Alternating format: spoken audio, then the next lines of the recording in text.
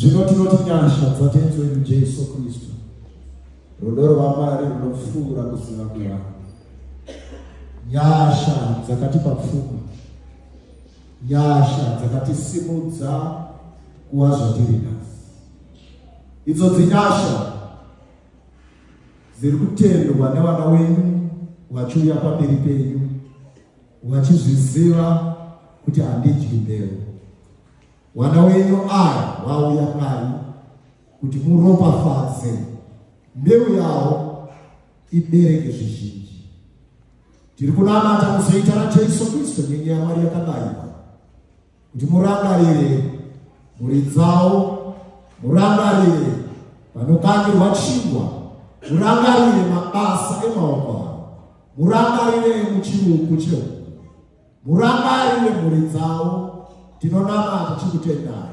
Tinokutendai nezvipo zvemusuwesono zvaunzwa nevana wenyu to respond kusoko renu kuti Mwari takunzwa.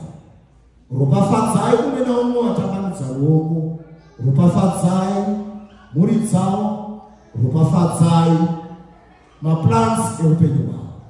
Tinokutendai, tinokuremekedza.